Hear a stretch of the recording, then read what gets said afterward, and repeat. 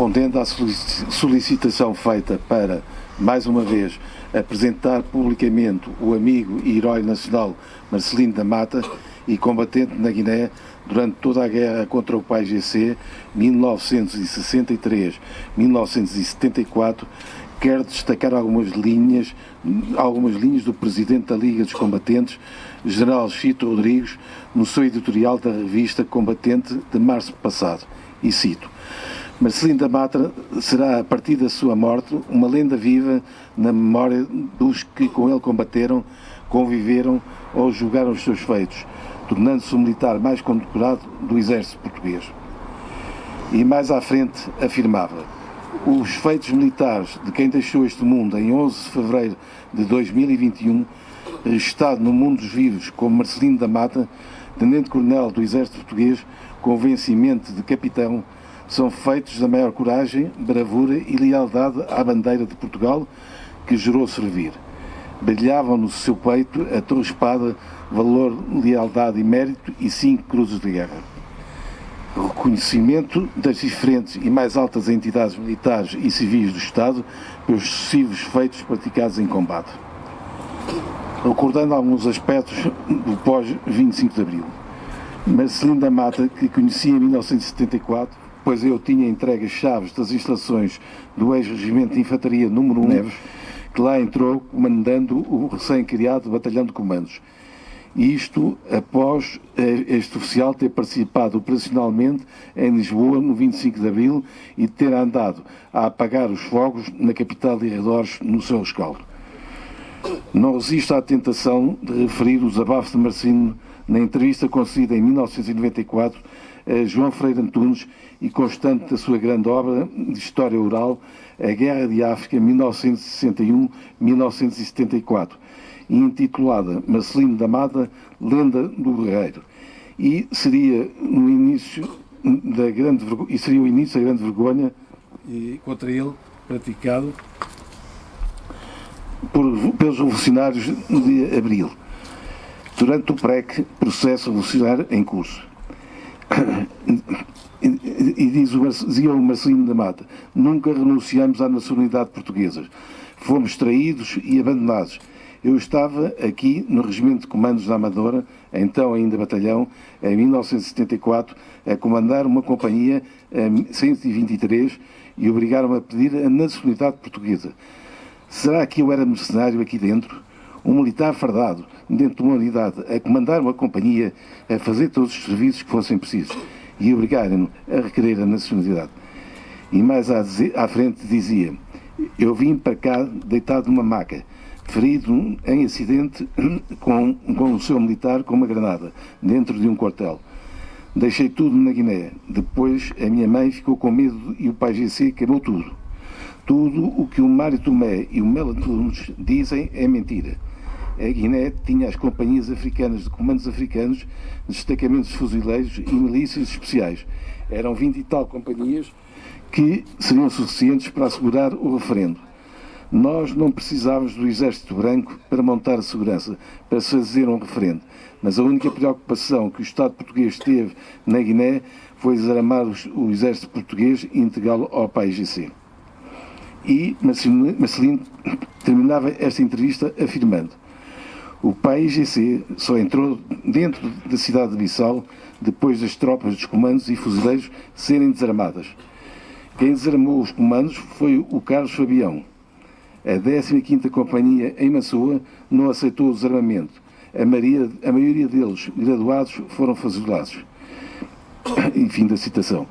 Entrevistei o meu amigo e herói nacional 2 vezes, tendo publicado os seus depoimentos nos meus livros 25 de novembro de 1975, Os Comandos e o Combate pela Liberdade em 2005, em coautoria, e Guerra e Paz e Fuzilamentos 1970-1980, que no próximo mês vai ser apresentada em edição atualizada no programa Fim do Império, Liga dos Combatentes, Comissão Portuguesa de História Militar e Câmara Municipal de Oeiras. sobre os autênticos crimes contra a humanidade praticados pelos dirigentes do PAIGC após a independência, já que os fusilamentos de militares e civis foram executados clandestinamente nas imediações das prisões onde se encontravam. Eduardo Damas e Adelino Gomes escreveram um artigo em 1995 com o título "Falecidos por fuzilamento". Dele destaco, e cito: ainda a Comissão Executiva não tinha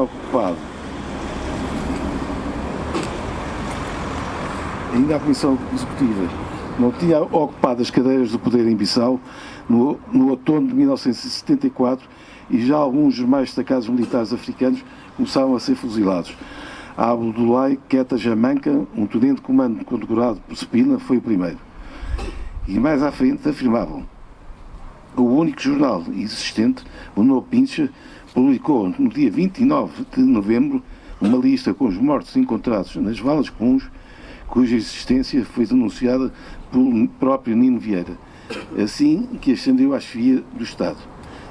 A lista, que não incluía apenas comandos africanos e abrangia também dissidentes do regime liquidados a tiro, era antecedida de uma significativa introdução. Em 6 anos de independência total na nossa terra, 500 pessoas foram fuziladas sumariamente, sem julgamento e enterradas em valas comuns nas matas de Comoré, Portugal e Massaba. Ainda o PREC e as condecorações de Marcelino da Mata. Um dos mais vergonhosos incidentes do PREC ocorreu quando este heróico combatente Morales, então comandado pelo tenente-coronel Leal de Almeida, e é relatado num artigo recente de Helena Matos, no Observador, de maio de 2021, com o título "Marcelino da Mata, o vírus foi mais forte que as balas", e dele saliento: o que aconteceu com Marcelino da Mata entre 17 e 19 de maio de 1975 é um episódio mais perturbante do PREC. Não apenas porque recorre à tortura, porque está longe de ser um caso raro nesse período, mas também e sobretudo por aquilo que o seu caso e os outros elementos detidos no âmbito desta operação desencadeada pelo MRPP revela sobre o que acontecia dentro dos quartéis e como as Forças Armadas tinham entrado num processo quase suicida. Na noite de 19 de maio de 1975, foi levado para a prisão de Caxias, onde foi mantido em regime de incomunicabilidade durante meses. Em outubro é posto em liberdade. Vai para a Espanha, trabalha numa oficina, viaja clandestinamente à Guiné, regressa finalmente a Portugal depois do 25 de novembro. Em 2017, eu perguntava num artigo posto a circular na internet se Marcelino da Mata não teria direito à segunda ordem militar de Torre Espada e Valor, de lealdade e mérito, tal como sucedera com Marcelo António Spínola em 1987, receberá a primeira em 1973.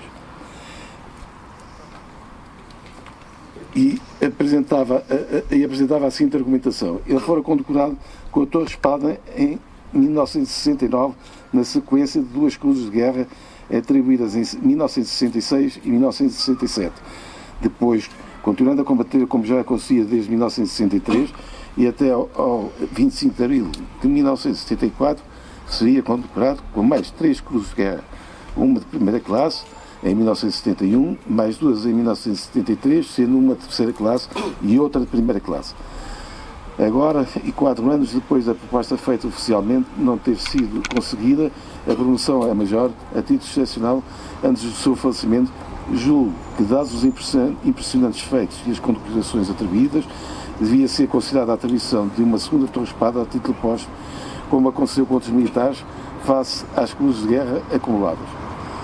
Depois do que fez por Portugal e pelos portugueses, combatentes na Guiné, sou de opinião que o militar mais condecorado do exército português merecia ser destacado com esta honraria. Mais uma vez, endereço os meus sentidos suspensos a toda a sua família, que descanse em paz no Senhor. Manuel Bernardo, Coronel Reformado.